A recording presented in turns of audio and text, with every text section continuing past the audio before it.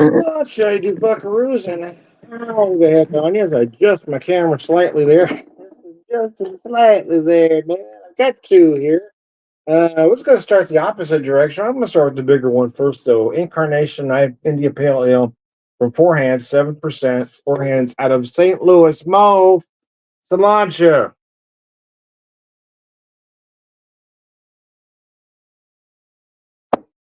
So on the warm side here in the Ozarks today, yeah, it's hot, it's sticky, and not in a good way. It's not in a fun way, man. Not the way you want to be hot and sticky, man. Uh, I haven't had this one in a while. Mosaic IPA, it says.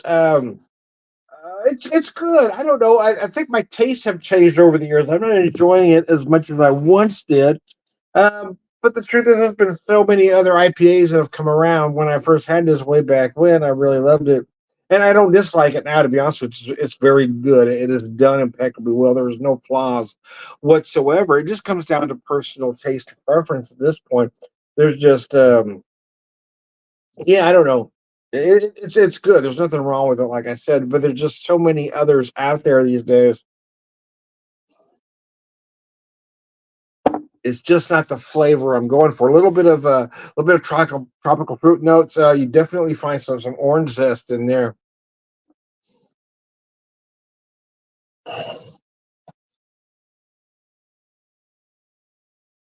It's not see through, just a tad on the hazy side, not as much as those that call themselves hazy. Although it doesn't say hazy on the label, it's meant to be. It sort of feels like an amalgam of sort of somewhere between a West Coast and a hazy. I hate to say East Coast because there was a time when the East Coast IPA was a bigger, maltier IPA, right? But now when you say East Coast, people are thinking, that New England IPA. But before that, the East Coast IPA had a completely different meaning. And I think it's hard for those of us of a certain age to forget before the West Coast, the IPAs on the West Coast were different than what's called West Coast now. It's all messed up, man. What we call West Coast now isn't what we call West Coast 20 years ago.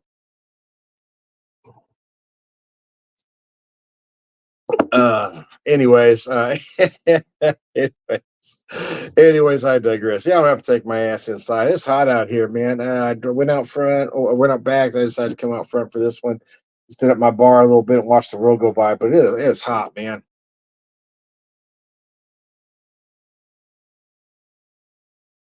I'm sweating like Alex Jones out here. Mercy. Sweating like Alex Jones, man.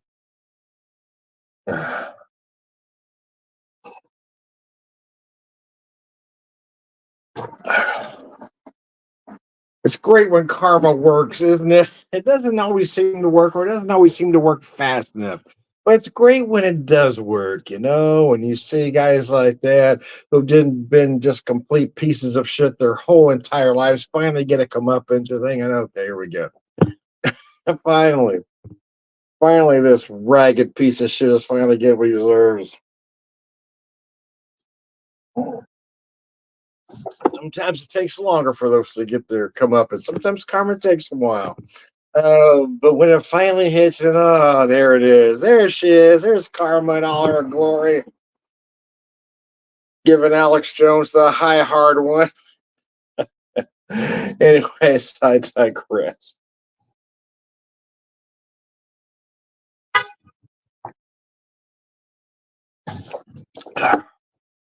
So let's change props here.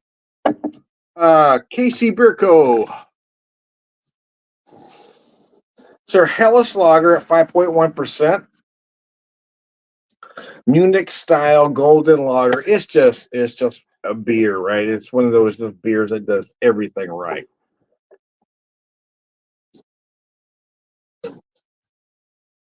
Let me show you how beautiful that pours to start with. Look at that. Look how that deep gold, and look how that head just sits on top of there. Tell me that's not beautiful, man. Tell me that's just not gorgeous, man. Let me show you this glass, though, man. I don't know if you can see the writing with the beer in it. There it is. It's from the Michelob Ales and Lager pack. This was actually dated Olive Mar, but this one says 2005. They quit making these glasses before they ended those packs, and they quit making those packs for I don't know, but a decade and a half ago now. It's been a while, man. I didn't like them though. It gave a lot of folks their first introduction to, pseudo craft beer, if you will, or a lot of classic styles, to be honest.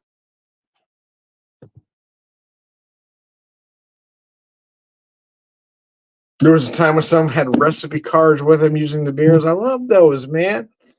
uh, Cilantro. Listening to an interesting song. I recently, but a couple months ago now, but I recently came across a band called A Broken Gold. A kind of punkish, I guess, kind of that post-punk sound, I guess. But I came across it, or came across my Spotify feed because it's a collaboration with classic Americana artist. Actually, did early punk too, but he's known as classic Americana, really. Uh, Alejandro Escovedo. They did this song with Alejandro Escovedo. How it came across my feed. But they got a song out there called "Bad Days." The song is just genius, man. One of the opening line, I might be paraphrasing slightly, but I'm going to try to get close.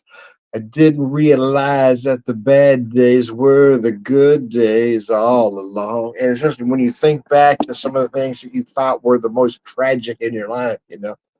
And it really wasn't. It was a learning experience, if you will, or a teaching moment, some might say. Yeah, get ate alive out here. I'm gonna have to go inside. I did spray out here. Them bugs are just relentless, man. They're relentless. They're relentless. Those little bastards. How dare we try to build civilization where other stuff lives? Mercy.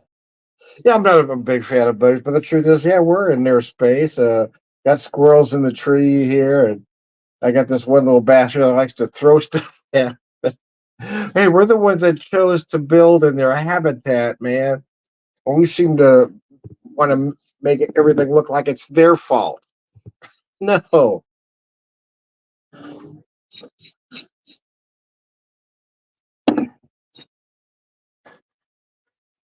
I mean, not all of us are, but the truth is that if we're going to choose to pollute the planet, we are the cancer on the planet. If we're going to choose profit over saving the planet. Well, yeah, we are the cancer.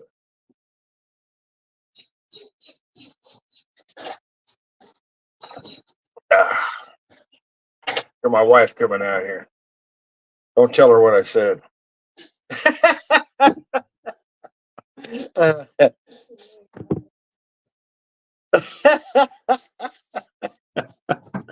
Anyways, I'm paraphrasing slightly again with that movie Migration. Man, there's a part where the mill duck just keeps getting himself in trouble all throughout the movie. He means well. He's trying to do the right thing, but he just keeps saying stupid shit all through the movie. And he says something, and again, he means to say the right thing, but the wrong words come out of his mouth.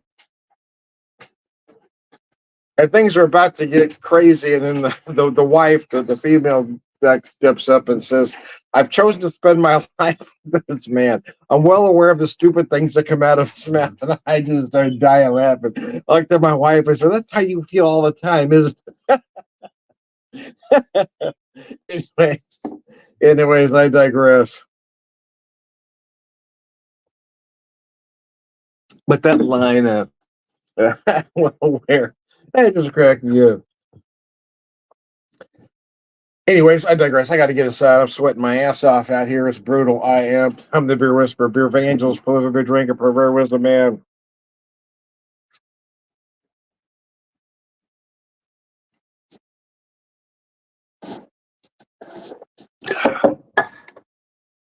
All right, good guys, cilantro. Damn, it's hot out here.